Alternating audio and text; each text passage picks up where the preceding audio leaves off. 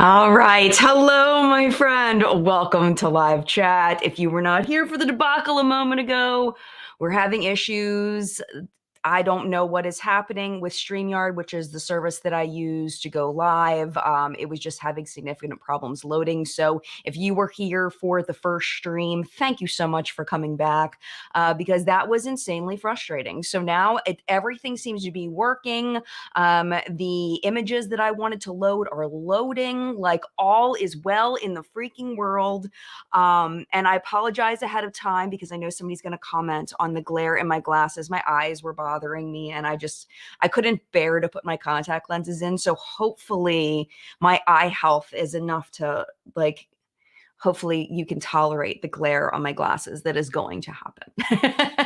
But that's not what we are here to talk about. We are here to talk about gatekeeping in the beauty community because today in my makeup news show called What's Up in Makeup, and if you are new here, hi, my name is Jen. I have a makeup news show called What's Up in Makeup, and you're in my live chat, which we talk about sometimes things that happen in What's Up in Makeup and sometimes other things happening in the industry. But today we're going to be talking about what happened in What's Up in Makeup today, which was we talked about the Brad Pitt skincare line, which is called Le Domaine, I believe. And it is a very, very expensive skincare line. And that wasn't what we focused on. What we focused on was an open letter that was written by some brand owners, some small indie brands, mostly skincare owners. I believe there was one makeup line owner, not Elf Cosmetics. It's actually called Elf, ELTH. So I want to make sure I clarify that. There were some people that heard Elf, which is understandable.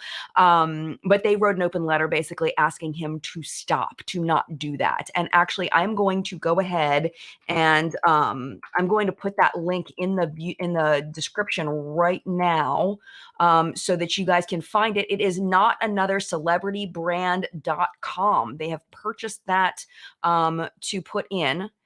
And let me see if I can actually put, yes, I can put it right here. And I'm going to put an open letter so you can read what they wrote.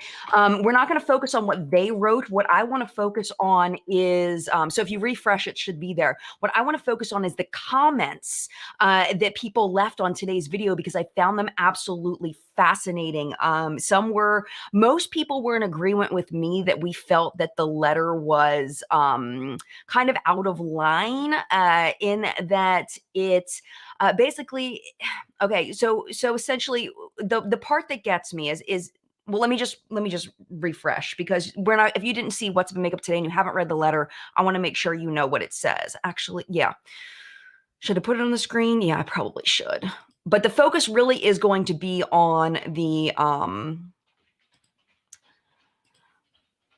crud, I messed it up. Why does this computer hate me today?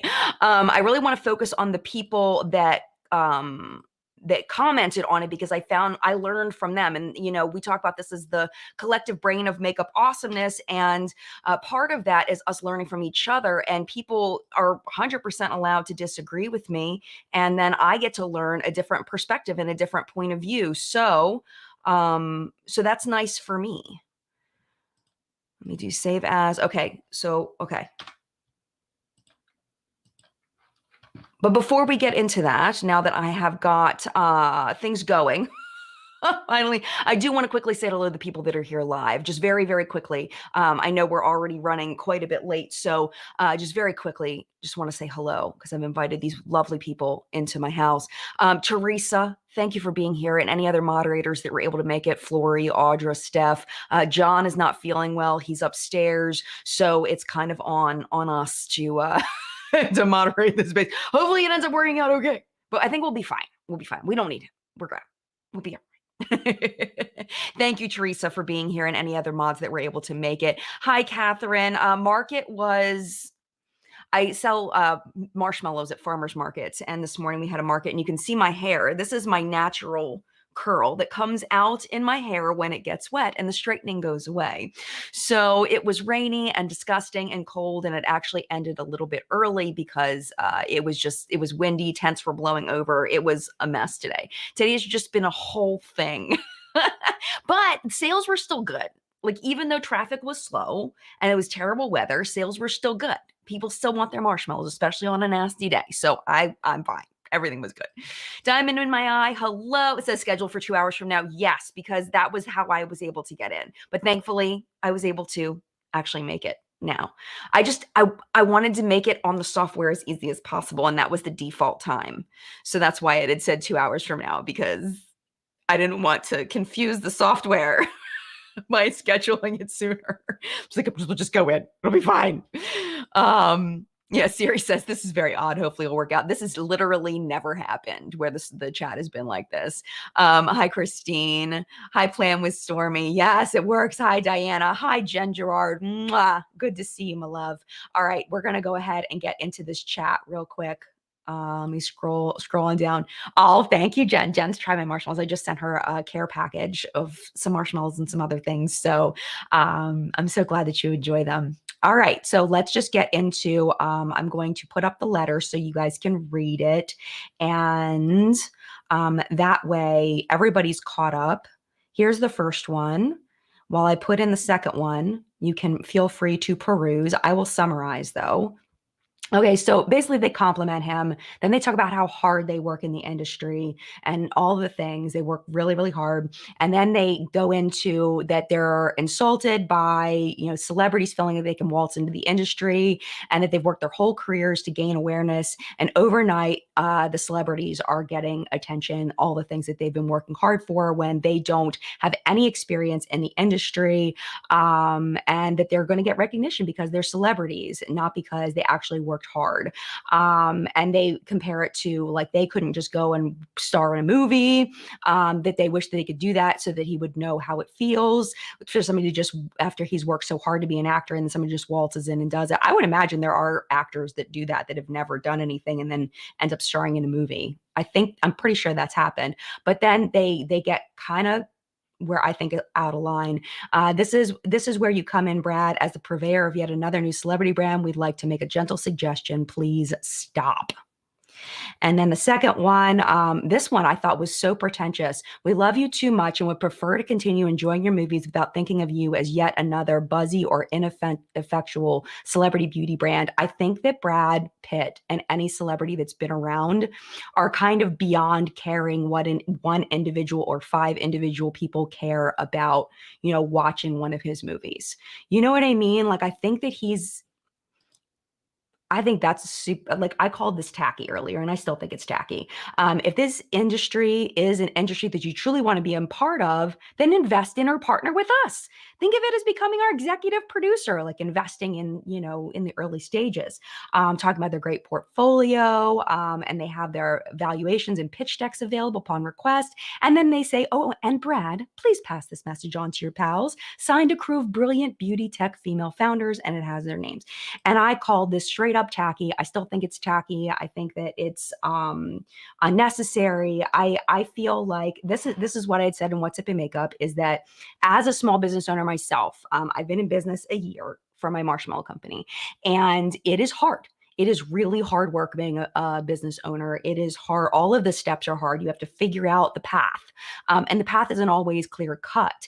And then you have obstacles that get in your way, and you have all these steps that you have to do. And then if something falls through, you have to go another direction, plus the investment of money and time and making decisions and hiring people and, figuring out your budget and all this. It is a lot. It is a lot of freaking work. And chances are, I believe, that Brad Pitt probably had some involvement in all of that, but he also has other people to help him. I mean, he's got bazillions of dollars, and he probably has lots of people helping him, which is something that, people that have bazillions of dollars can do. So I can see where when you've worked really hard in an industry, that it's hard to see someone just kind of come in that doesn't seem to care about the space, doesn't seem to respect the space, and just come in and just be, have all this attention, all this media attention, just because they're a celebrity. And it's like, this is something I didn't say in What's Up in Makeup. It's almost like they're discrediting how hard he's worked in his career to become a celebrity. It's not like it's easy to be an actor. It's not like it's easy to do the things that he's done. He is extremely talented. He's worked very, very hard to get the acting notoriety that he has gotten. He has earned his part as a talented actor. He hasn't earned his space in the skincare space. And I think that's where their complaint is that he hasn't earned his spot in the skincare space, and they feel like, that they've earned it and he hasn't. So therefore they should get instead of him. And I get that, but at the same time, I think that is not realistic. It's not logical. And like I said in What's Makeup today, I was like, I feel like Brad Pitt has a right to do what he wants with his money. And if one of those things is starting a skincare brand, he has the right to do that. I mean, he's talked about that he enlisted scientists to figure out which of his vineyard grapes would have the biggest antioxidant punch. And like there's different things that he's tried to do to make the skincare line good. Does it mean he knows anything about skincare? Absolutely not. He admitted in an interview that he doesn't know anything about skincare, really. He hasn't really had a good skincare routine his entire life. He doesn't know much about the space, but he wanted to do it anyway, which is his 100% right. And I appreciated his honesty. He could have easily left that info out, but he didn't. So I don't know. I appreciate the honesty. So before I click on the comments, I have 7 comments I wanted to share with you. Before I click on those, I do want to take a second to go into the comments here. And if you're watching this on the replay, I would love for you to participate in the comment section down below so that I know what you're thinking. Jenny says, let the product speak for itself. He has a right to be in the game. Yes, he has money and fame to get a head start, but that's life. It is. It's with so many things. Like I used to teach special education. And one of the analogies that I use, if you watch my Why I Quit Teaching video, was like a race when you start the school year. And there's, the starting line for whatever beginning of the school year. And there are some kids that have an advantage, that they're beyond the start of where you should be at 4th grade. And some people are significantly behind, some kids. And some kids are significantly behind and they're on crutches because they have some kind of disability, or they have, no parental support, or, they're from a low income family and their parents are always working, so they can't be home. Maybe they don't always have food on the table. I mean, there's so many things that put them at a disadvantage in being successful in school. And I feel like that's just kind of the way society is that some people just have a natural advantage because of different reasons that are a lot of times beyond their control. Sometimes it's within their control, but sometimes it's beyond their control. But unfortunately, that's just the way that it is. And I don't see any way to make it more fair. Unfortunately, we live in a world where it's not about how hard you work. It's not about how long you work. It's about, can you, in the beauty space, can you make a product that stands out in one way or another and attracts customers? It doesn't even necessarily have to be the best product. It just has to be different in some way attract people. And it's not necessarily who works the hardest or the longest, and that's just, how do we fix that? I don't even know. Yeah, Ghost in the Mirror says, I think it's ridiculous that they almost demand that they will invest in them. Yeah, and I thought that was just like I get it, but I just think that is not the way to go about it, like at all. I don't know how you go about it, but I feel like that's not the way. It felt cringe to me too. Thank you, Bama Chick, for encouraging people to hit the like button. Thank you so much. It really, really does help. Thank you. Angie, what happened to the beauty community being all inclusive and welcoming? In my opinion, I get that his brand is very expensive. It is. It's outrageous. Over $300 for most of the products. And he's not known for beauty, but still, this was not needed. Yeah. And, some people would say that his skincare line wasn't needed. But the way that I've always kind of felt about this stuff is, if you don't like it and you don't want it, then don't buy it. It's out of my price range. It's not something that I want, so I'm not buying it. And other people can buy it, So I'm going to go ahead and go into the comments. I don't know which one is which, so I don't know which one we're talking about first because they're teeny tiny on my screen. So I'm going to hit number 3. Caudalie has been doing this for years. That is using byproducts of wine production, and that's something that's been mentioned a lot. Is that Brad's line is talking about using the byproducts of wine, the seeds and the skins and all of that, and that Caudalie has a very similar story to Brad's story. I did not look up to see Caudalie's exact story and how similar it is, but people are saying it's very, very similar. But it doesn't matter if somebody's done it before. There's an Instagram sound that a lot of small business users use. And it's basically something like, I wanted to start a small business, but somebody's already doing it. And they're like, well, okay, so why aren't you doing it? It's like, well, somebody's already doing it. And they said, well, were there makeup brands before Fenty came along? Were there, that was one of the examples they used. I forget, but did that stop Rihanna from doing it? It's like one of those kinds of things. That there's always going to be somebody that's done something similar before you. For my marshmallow company, there's a company called Exo Marshmallow, and they are out of Chicago, I want to say, Denver. I don't know. I don't know where they're from. But anyway, they have a full-on marshmallow store. They have drinks and they have marshmallow fluff and they have all the things. And it's like, that is so freaking cool. But did that stop me from starting my own marshmallow company here in Maryland? No, absolutely not. Just because somebody else did it. So I don't see a problem with Brad doing it just because Caudalie already did it. But the question is, how similar are those stories? That's what I would like to know. I don't know. I didn't read it. I didn't get there yet. Today's been a day. Today has been a day. Jen says red wine extract is a very powerful antioxidant, so it makes sense to use it in skincare. Grapeseed extract as well. 100%, Jen. Absolutely. Yeah. What a reference, pretty accountant. Did Paul Newman know anything about food before he started his company? I don't know. Before he started making salad dressing, was he like, dude, I just need to make some salad dressing? Have a passion for salad dressing? Or did he just see a hole in the market and he thought he could make damn good salad dressing? Is that a thing? I don't know. Who knows? Did Roy Rogers in the Roy Rogers restaurant is what I was thinking about. Did Bob's Big Boy? No. Yeah, I mean, I'm totally. All right, let's go to the next one. Since I was so late, I feel bad how late I am. All right, number 5. I did 3 and 5. I find the letters inappropriate and tacky and is sour grapes, pardon the pun. A couple people did the grapes pun and I love it. The celebrity has worked hard in their industry to get the recognition they deserve and is taking advantage of that in another industry they have the interest for. And why shouldn't they? Another commenter makes a really great point. Why pick on Brad Pitt rather than the gazillion women celebrity brands? At least Brad Pitt is using products from his wine business. And that was something that was brought up too, is it because he's a man? Is that why all of these women are going after him? Because it's like, it's our space as women. Like, because I don't think that's right. They should have gone after Pharrell then. You know what I mean? They should go after Hiram. There's been other men before.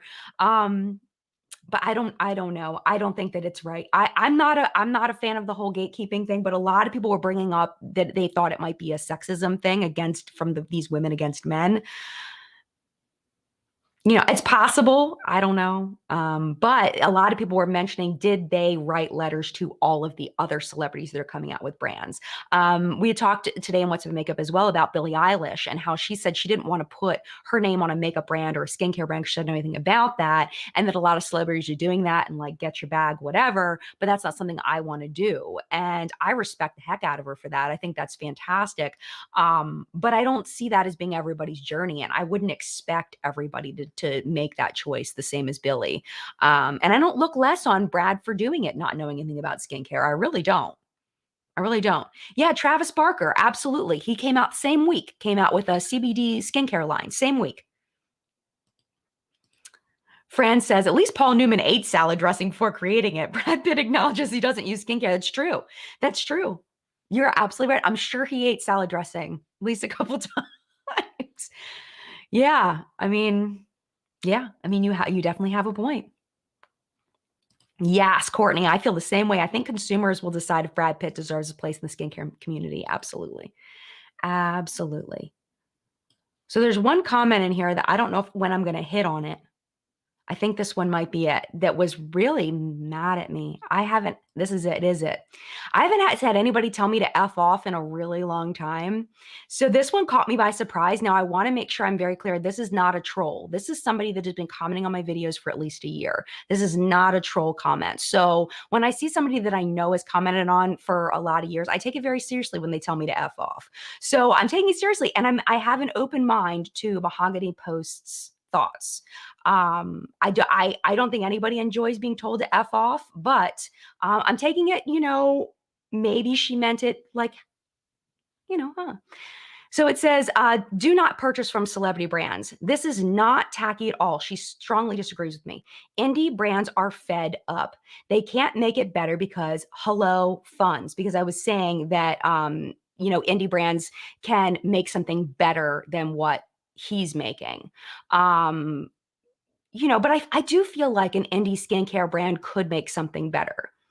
I do. I really do. I don't think you need grapes from a vineyard in France in order to make great skincare. I really don't. I don't think you need that. All right. I don't ever want to hear you or anyone complain about shade range if, as you say, brands can do whatever they want.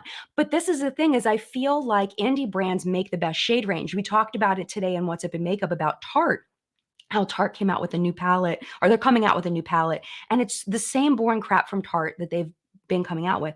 And I was saying, why doesn't Tarte come out with like duochromes and multichromes at that price point? Because like I feel like Natasha Denona's doing it, Pat McGrath, Danessa Myricks. Like I feel like those are a higher price point. Tarte's a little bit less expensive. Why can't Tarte put out some really good duochromes and multichromes the way that indie brands are? Because I feel like indie brands put out the best shade range of color cosmetics, of eyeshadows and lipsticks and stuff like that. The only thing I'm thinking what she's talking about is shade range of complexion products. I don't ever want to hear you. I don't appreciate being told, what to say and what I should and shouldn't say. I don't like that at all. But I'm taking it with a grain of salt. This is a person that's been around for a while. I'm taking it with a grain of salt. About shade range, if you say brands can do whatever they want. So I guess she's saying that I shouldn't say that a brand should have a bigger shade range if they can do whatever they want. I mean, brands have a choice to release a limited shade range. Absolutely, 100%. But I do think that if they want to include a vast amount of people, then it should be a gradient. So I'm not saying release 40 shades, but if you're going to release 10 shades, then at least have it be some kind of gradient. Start with a lighter complexion product first that might be more adaptive. You can see your skin through it a little bit better. And then that way it can fit for more people. And then just do 10 shades in a gradient. You know what I'm saying? And if you feel like some shades will sell better, then make more of those shades and less of the shades you don't think will sell well. And if they end up selling out, then it's like, yes, but at least you tried to include everybody. And that's where I am with that. But I don't think that that's necessarily relevant to this conversation. Then she says, this is so hypocritical, plain stupidity. So I don't know if she's calling me a hypocrite and stupid. That's kind of what it sounds like. Been watching you for years, respect you because you're honest, really having second thoughts. F celebrity brands. I will never beg anybody to stay. I would love for people to stay if they, want to stay watching my channel. But if you're having second thoughts and you don't vibe with me anymore, you don't like, that's totally fine.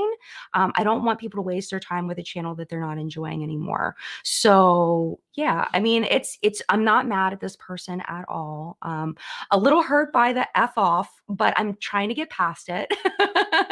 It's my rejection sensitive dysphoria again. But yeah, I mean, I definitely think that she makes some interesting points that I wanted to bring up, and that's why I brought it up. So money does run the world. I definitely agree with that. Definitely agree with that. Money runs the world.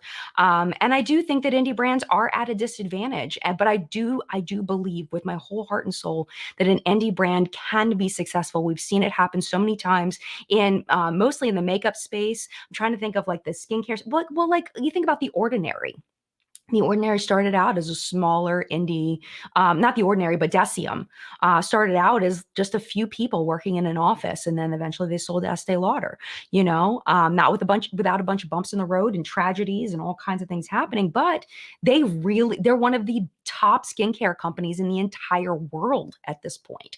And they started off as an indie skincare brand. So I don't believe that indie skincare brands can't make it. I think that they can. It's just a matter of making the right choices at the right time, and that's difficult to navigate. All right, I've been talking long enough. Let me go ahead. Ghost in the mirror. Don't F off, Jen. Love you. Thank you. It's all good. It's all good. Lana says, Jen, you're too nice. There's no reason for her to speak that way. Nobody's going to say exactly what you want to hear, but that temper is an underlying issue in herself. It's okay. And you know what? Maybe she's having a bad day. I mean, it's all good. I've come a long way in my criticism. Am I able to handle criticism? Come a long way. And it's fine. It's fine. So, yeah, I mean, I think sometimes too, people will sometimes be a little more expressive in comments on the internet. And also, the tone verbally may have been different than the way that it came off in the comment. Who knows? I don't know. So, yeah.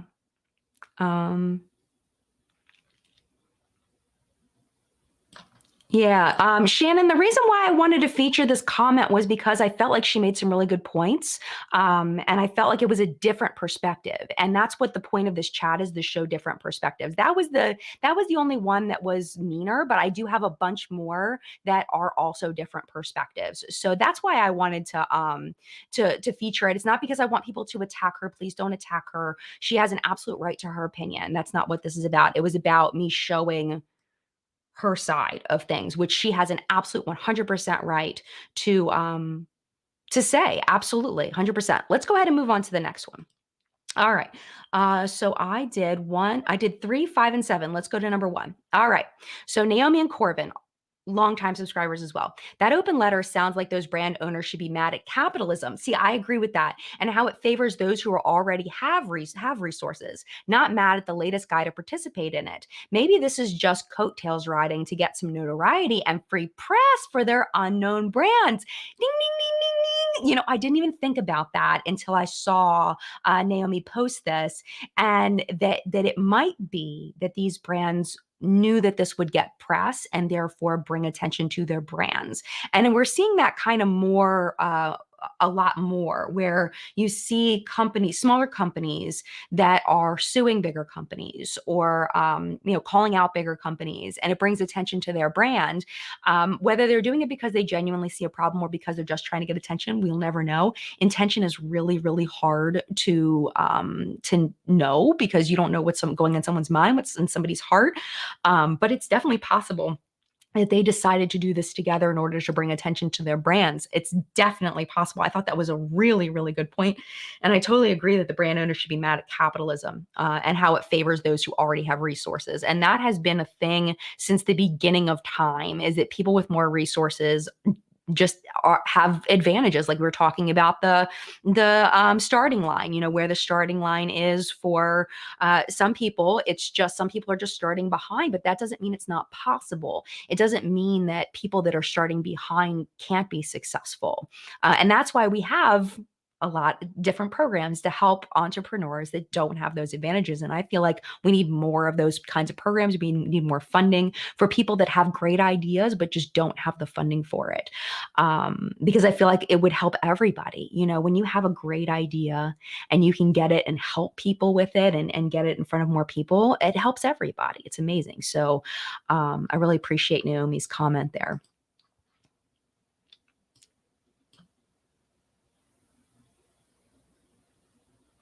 Yep, exactly, Allie. The old any press is good press. Yes, definitely. I don't necessarily always agree with that statement, but I think in this case, I think that it probably is, because I don't think that people that were turned off by what these brands did will remember the names of the brands in order to not buy from them in the future. You know what I mean? I feel like this will get the name in people's minds, and then maybe they won't remember where they heard the name before, and then purchase from them in the future, maybe. I don't know. But I've been in the skincare space and the beauty space for, well, not skincare specifically, but I have had this YouTube channel for almost 10 years. I think it is at 10 years at this point. And I've never heard of any of these brands. I don't know how old they are or new they are, but I am a big believer in influencer marketing for obvious reasons. And if they really truly want to get their product in front of eyeballs in an inexpensive way, send PR to somebody with 30,000 subscribers that's in the skincare space. They're probably not getting as much PR as somebody with, 100 million subscribers or whatever. So, there's lots of ways to get less expensive advertising that weren't even available years ago. So yeah. All right, let's go to the next one. Okay. Are we at we're at the halfway mark. So let's hold off for a second. Let me tell you what is remaining on my face. What is left on my face after my day? Because I have had a day, my friends. I have had a day. I'm drinking decaf coffee because it's that kind of a day. I want to get the comfort of coffee without the caffeine because it is a comfort drink for me. All right, on my eyes today, I played with the Kaleidos palettes. This is from their Night of Creation collection. So this is Glowing Iris and this is Flowing Haze. And I did kind of a mix of these two. This one is, of course, more purple toned, and then this one is more blue toned. And I can show you the lasting power. I did use their eye primer, and it's pretty junky looking right now, which makes me really sad. I've got some creasing going on. It is just not looking good. The application on these is fabulous. Maybe it was just because, I was out in the rain. Like maybe it's just not fair on these palettes because of the elements that I was in. I'm just showing you what's really happening in real time. I will tell you that my blush is still there. This is Lethal Cosmetics, Teresa's Jed. This is the Plan 9 blush. Definitely still there. Loving that. My lipstick today was the Hindash lipstick. It is gone. But other than that's what the remnants are on my face right now. You could still see the eyeshadow, but it doesn't look nearly as cute as it did earlier. I'll tell you that. Not nearly as cute. All right. So that's what's on my face today. All right. Let me take one more sip of coffee and we'll jump into the next comment. I would love to have some free chat at the end. So we've got, I think, 3 or 4 more left to talk about. All right, let's go into number 2. Amy says, I usually ignore celebrity brands because they are usually garbage, just like Brad being greedy, charging astronomically priced skincare off his garbage from another product. Now that's tacky. And I thought this was kind of funny. Like he's taking the wine garbage and she's saying he's making garbage skincare. I would dare to say it's probably not garbage skincare. I would dare to say it's probably pretty good. But the question is it any better than anything you can get at a third of the price or even less? Probably not. There are lots of really great antioxidants out there. I swear by vitamin C. Love my freaking vitamin C products for daytime is when I usually use those. Good nighttime antioxidants. Grape is great. Grapeseed oil is wonderful as an antioxidant. So, there's so many different skincare products that use grapeseed oil. So it's like, because I guess the grapes that he uses are like, have more antioxidants. I don't know. But I would dare to say it's probably not worth. I can't see any skincare being worth $300, to be honest with you. I really can't.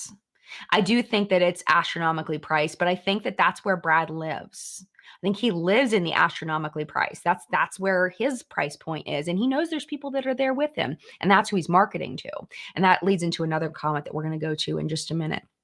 But yeah, I kind of agree. This one's one that kind of made me think in a new way, and I appreciated that.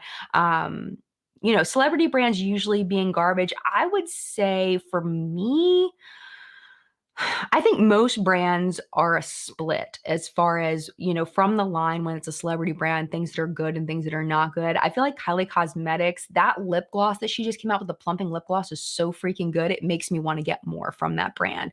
But before that, I didn't like hardly anything I've tried from Kylie Cosmetics. Let's see, what else? I really like Item Beauty by Addison Rae. It's really good stuff. I love the freaking concealer. The concealer is amazing. What else have I tried? Huda Beauty makes fantastic eyeshadows. There's definitely, I don't know if you consider Huda Beauty, is she an influencer brand? Is she a celebrity brand? I don't know. She's real famous, so we'll just call her a celebrity brand. But I've tried some really good stuff from celebrity brands, but I've also tried some crap. I think that it's just like any brand. I think sometimes they're hit and miss. Patrick Starr's One Size. I don't like most of the stuff, but I really like that eyeshadow palette. Eyeshadow palette was awesome. Yeah, J-Lo. Yes. I want to try stuff from J-Lo. I don't know if I ever will. It's above my price point for skincare, so I don't, I just haven't. So, yeah, you are not alone, Amber. I won't buy anything from Kylie or Kim. You are not alone. There are a lot of people that will not. Absolutely will not. Hi, Mama Goonie. Mama Goonie says, I'm honestly shocked at the price tag. Well, I guess he had to pay for that child support somehow. Ooh, yikes. Cold, low blow, low blow, low blow. All right. Yeah, Rare Beauty is pretty good, Heather. Heather, your comments in here. Let's see if I can find Heather. I think Heather might be the next one because it's long. It's a good one. Yep, there she is. I get that people are, hopefully I'm not putting you on the spot, Heather, because I didn't even realize you were here. I get that people are frustrated with Brad Pitt, but here's something else to think about. I'm sure Brad is actually helping small business owners with his brand. I'm sure he employs a whole team of people who work at his vineyard, market his brand, take pics, manufacture the ingredients and packaging. He may be stepping on other skincare brands, and I get that. I understand the frustration. He definitely has a leg up with name recognition, but he's not doing this alone. I highly doubt he thought of this by himself. I'm sure someone approached him to do this, and they are profiting just as much as Brad is. And I loved that comment. I love that comment because it brings up things I hadn't really thought about. So let's talk about it. As far as him helping small business owners, I don't know if he's helping small business owners, but he's employing people. I mean, he's giving people work to do. He's paying people. There is an employment situation happening. So anytime there's jobs, I'm for jobs. I'm for jobs, especially jobs that pay a fair wage. And I'm hoping that because he's charging so much for the skincare, that some of that is going toward the people he's paying to produce and market his stuff. Let's see. He's not doing this alone. Yeah. Yeah, someone may have approached him to do this. And I think that it's definitely possible. Like I can imagine, and I don't know Brad Pitt. How fun would it be if I did? He could be on live chat if he wanted to. Hey, Brad, if you're watching this, support me. Come on my live stream, Brad, and you can support me like you should. Anyway, I've totally lost my train of thought. But it's definitely possible somebody was like, hey, you have all this wine waste. Why don't you do something with it? Like, what could you do with it? And he's like, I don't know. Let's brainstorm some things we could do with the wine waste. And then they're like, well, why don't you do skincare? And like, yeah, Gwyneth did skincare. Like, I could do skincare. I could take some of this stuff and like make something really awesome. Like, absolutely. So, I mean, it's possible.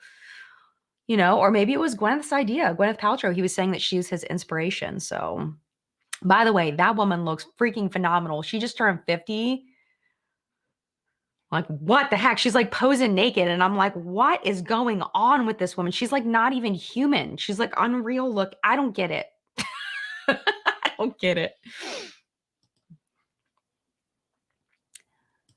Heather says, well, he might not be directly employing, he may be hiring contractors, which are small business owners like independent photographer. Yes, absolutely. Thank you for clarifying, Heather. That's kind of where I was going with it too. Thank you for saying it in a more articulate way than I was able to say it. I appreciate you being part of the community. Thank you so much.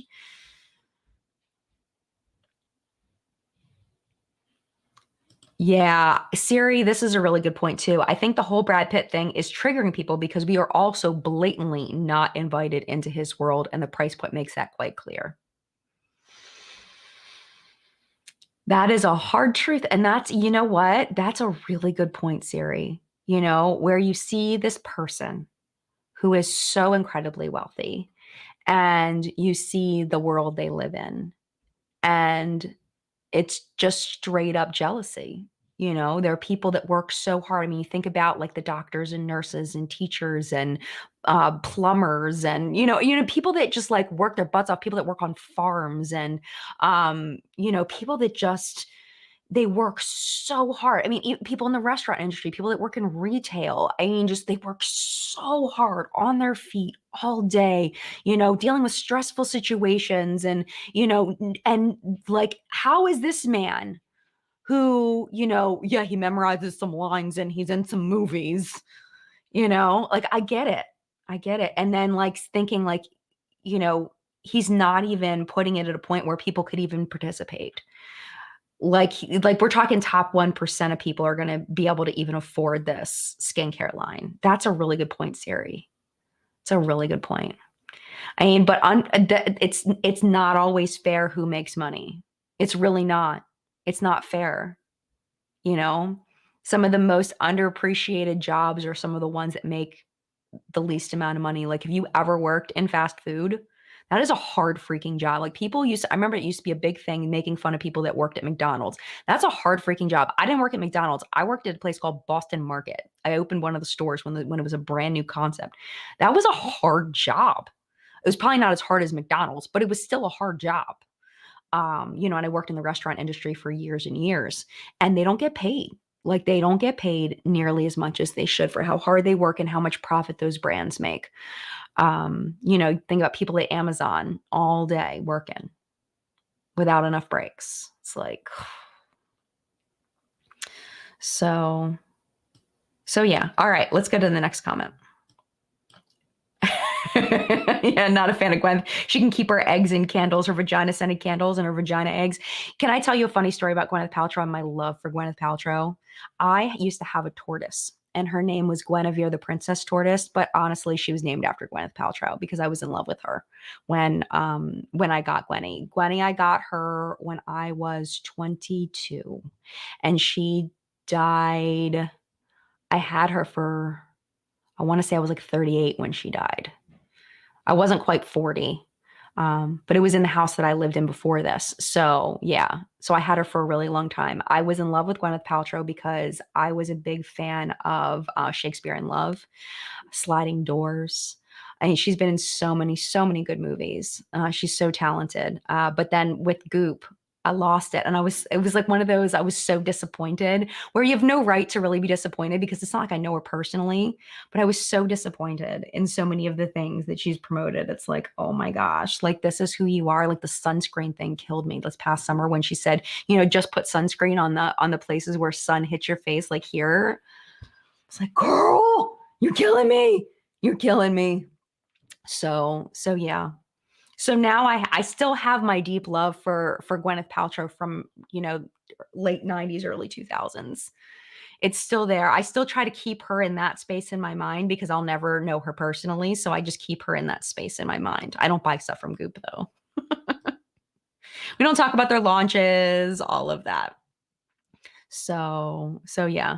Sliding Doors is such a freaking good movie. If you've never seen Sliding Doors, it's about Gwyneth Paltrow's character that in one scenario, she catches the train, and in the other scenario, she misses the train. And it follows the two Gwyneth Paltrows through their different life paths based on whether she caught the train or missed the train. So it's called Sliding Doors because it's about the train door sliding closed.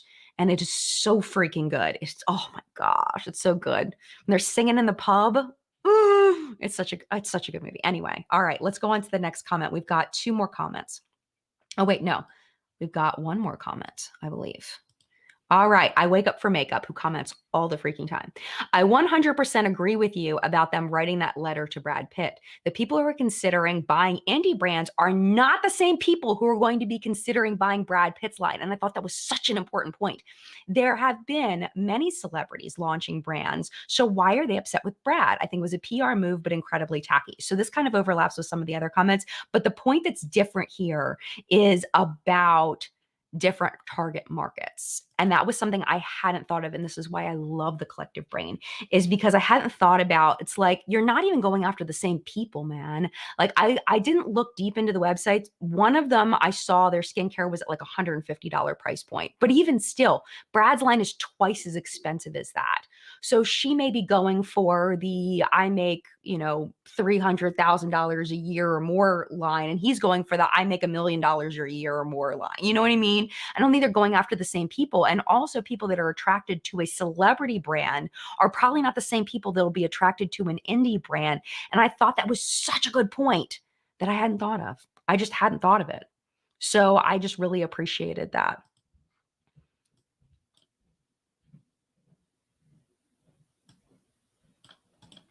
Amanda says, I worked at Amazon for a Christmas season, ending up getting carpal tunnel, which they did not say was their fault, from working 60 hours a week, and got in trouble for going to the bathroom. Oh my gosh. My brother-in-law, my husband's brother, worked for Amazon, and it was not a good experience. When I've talked about this in the past, there have been people that have had good experiences working for Amazon, but nobody that I've ever known personally. Well, I guess I can only say I've only ever known one person that worked for Amazon, and that's my brother-in-law, and he did not have a good experience. Um, but yeah, just yeah. But there are some people that have said that they've had good experiences working for Amazon. Angie says, I manage a McDonald's, and thank you, Jen. Definitely don't get paid enough for what I do. Almost 50 years old, and I work 10 times harder than the kids 16 to 20 years. They have no idea what work is these days. I applaud you, Angie, because that is such a hard job to manage a McDonald's, not just to like work in it and deal with all the things, but to manage it. I can only imagine. I can only imagine. I used to work when I waited tables. One of my longer waiting tables jobs, the longest one that I had, was working for Outback Steakhouse, and I was a manager for the front of the house for a while. And it was a hard job. It was a hard job. I would say waiting tables was harder than being a manager, though. At least in that particular job, waiting tables was the hardest thing I did. I waited tables. I was a hostess for a while. I worked in the kitchen occasionally, and the actual job of waiting tables was the hardest thing I ever did at that job. Managing was a different kind of challenging because you just had to be quick on your feet as far as like thinking, and it was a lot of responsibility, and you had to keep your cool, which isn't always my strength. I'm also extremely blunt. I don't have very much of a filter. I don't know necessarily what's appropriate and inappropriate. So I honestly have no idea how I kept that job until I quit. That was the job I was in when I stopped waiting. When I stopped working in the restaurant industry, I was a manager at the time when I was starting my teaching career. So, oh, Kara. Hi, Kara. We're talking about Outback. I worked with Kara. Hi, Kara. That is so funny. What a random thing. What a random thing that you're here as I'm talking about our job that we work together. That is too funny. That is hilarious. Oh my gosh. Hi, Kara. How are you? How funny is that, you guys? So she can vouch for me. Kara can vouch for me that I worked it out back. Yeah. Donna Lee says, unfortunately, my generation wants instant gratification. They don't know what work ethic is. I grew up around adults, so it was instilled in me, thankfully. Yeah, and I think that you make a really good point, Donna Lee. I think that, depending on the work ethic that your parents help you to build, I think is a big part of it. I think that your school experience is a big part of it and what that's like. I have seen through teaching and through my kids how different a school experience can be depending on what school you go to. You can be in the exact same county, in the exact same state, and have a completely different school experience, whether you're in this part of the county or this part of the county.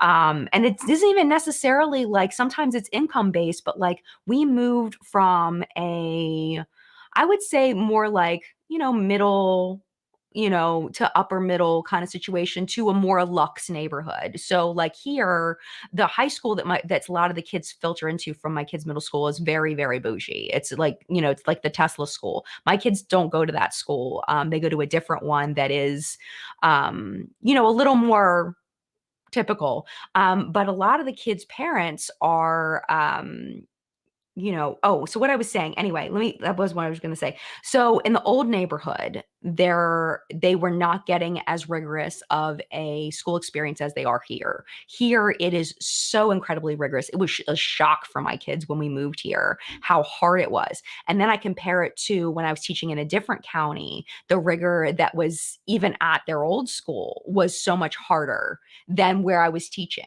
So, and it was all depending on where the kids were as like a general thing. So a school experience can really change how you view the world. And where I'm going with this is back to Donna Lee, is that your work ethic and how you're taught work ethic in school, I think is really important to who you end up being. And just who you're around during those formative years, I think is so important. So I don't know if it's necessarily a generation thing. I guess we'll find out. I'm not sure which generation you're in, whether you're in Gen Z or a millennial is what it seems like, maybe. But we'll have to see how it all plays out. But then there's like the whole quiet quitting thing and all of that. So yeah, I mean, when you work a really tough job like Angie's talking about, I think you gain a respect for what hard work really is, you know? All right, I'm out of things to talk about. So we can keep talking about, let me just make sure I got everybody. Naomi and Corbin, Amy. Oh, we didn't get, oh yeah, Isabel was the first one. Heather and Sally. Yep, the sour grapes one. I wake up for makeup. And then that last one that I won't click on again. So, all right. A millennial turning 29. Nice. Okay. Thank you for clarifying. All right. Yes, thriving beyond rigor is a huge trigger word for teachers. We hear about it every day at every meeting. Oh, and I hate it so much. Let me tell you why I hate rigor. Rigor destroys children, in my opinion.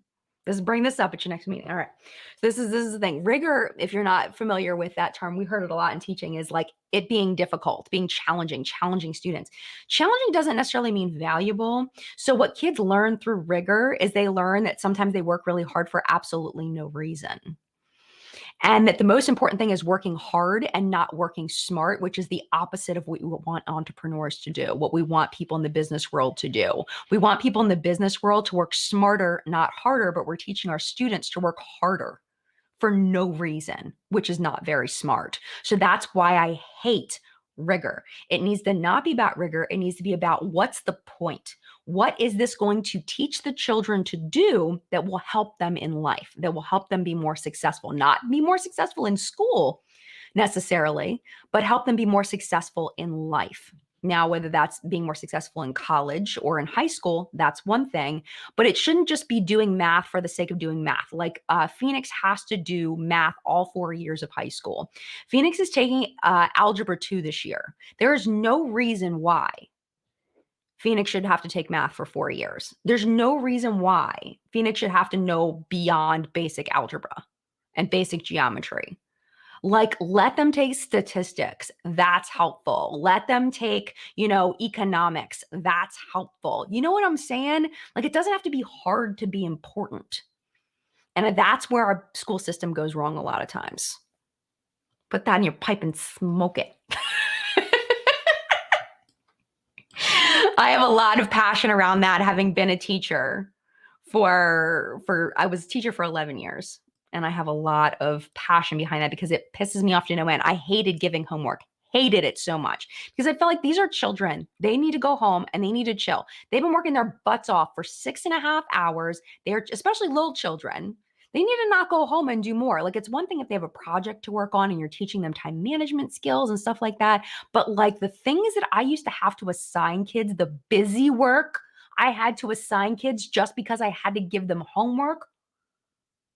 It's like, I want them to play. I want them to go outside. I want them to have conversations with their friends. I want them to spend time with their families. Like, I don't want them doing stupid stuff that is not helpful. I hated homework. Hated it. Oh, Dinelli says, can you please be the uni professor for my education courses? I could learn so much from you. Oh my gosh. There's so many, but this is the thing, is there all the teachers, there are so many teachers that have so many ideas that are way better than mine because they're in the school system now. I haven't been in for a while, that could probably fix public education. There are teachers out there, if they work together, they could 100% fix public education, but they're not being asked. And they're not being taken seriously because the people up here are doing all the things and they don't care what the people that are actually working think. It's arrogance. I hate it so much. Hate it. Yeah. Bunny Pie says I have 4 hours of homework daily in elementary, and that's not okay. That's just not okay to me. It's kids need time to play because playing is learning. Playing is learning, whether you're doing a puzzle by yourself or, whether you're playing a video game with a friend, you're still learning in a way. I mean, you shouldn't be zoning out to a video game all the time and just mindlessly playing. But like my kids play, Little John plays Minecraft. and he plays with his friends, and they plan these builds together, and they figure out a strategy for who's going to build what. And then there's different things where they'll have conflict, so they have like a court system where if somebody's in conflict with somebody else, like how do they solve the problems and stuff. That's life skill stuff. That's life skill. Kids need time to do that kind of thing, in my opinion.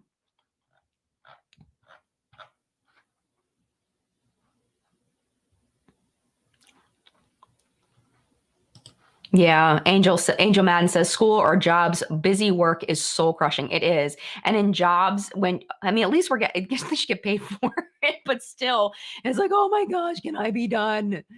Can I please be done? I hate this so much. Especially when there's no freaking point. When there's no point, that was a lot of why I quit teaching, is because there was so much in it that I didn't see a point to. And I was like, I can't do this. I cannot come to work when there's so many things that I could do that have a point, but I can't do them because I have to do all these things that have no point. Yeah, JK says, what is this outside you speak of? They're either doing homework or in front of screens. And I think that's up to the parent to encourage time off screens. I mean, you can't just expect kids to do that on their own. And it doesn't have to be expensive, buying sidewalk chalk and, a playground ball or, a bouncy ball or something, like there's less expensive entertainment that you can get for your kids that will get them off of screens, and having a limited amount of screen time, like I'm definitely guilty of using the screen as a babysitter at times. I don't judge anybody that does, but I do think that, encouraging your kids to do other things and providing activity, options for them to get off of their screens is also important. Kimby says, I know this is not on subject, and maybe you've mentioned it before. I've missed it, but is that something in your mic that looks like a hair and eyeballs? This is like a wind thing. This is Jabberwocky. Here's my microphone. And these are the little knobby control things that I won't touch because it'll mess up what you're hearing. But this is like a wind thing. I heard once that if you have a microphone in front of you, that you don't have to be as careful with your words. People won't take you as seriously. Because it's like a podcast, like people can say like a lot more trash in a podcast than they can. So if I like accidentally make a mistake because I don't have a filter and because I'm so stupidly honest, that maybe people will forgive me if I have a microphone in front of me. And that is legit why I have this microphone in front of me. And that is part of me being 100% honest with you. Because in case I say something stupid, maybe you'll forgive me if Jabberwocky is here. It's like something in the, I don't know. I heard it somewhere. I was like, it can't hurt. It can't hurt. Oh.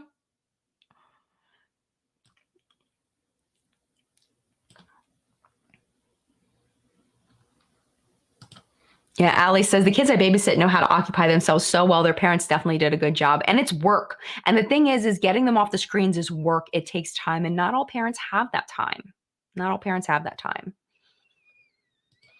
Bailey says, I was never taught how to study. I thought I had to memorize every sentence. Imagine how monumental that was for me. Oh my gosh.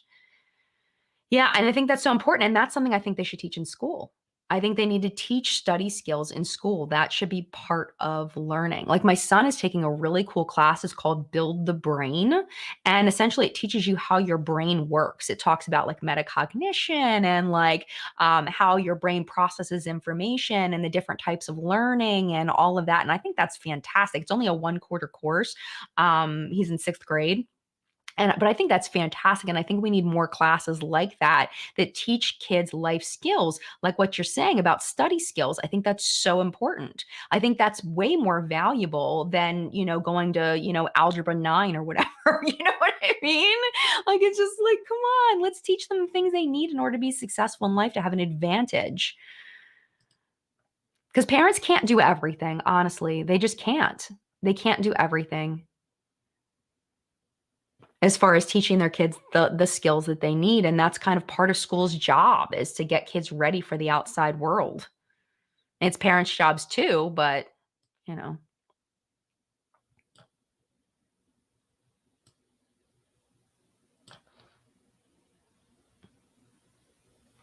Yes, absolutely. Catherine says study skills and financial literacy, 100%. 100%.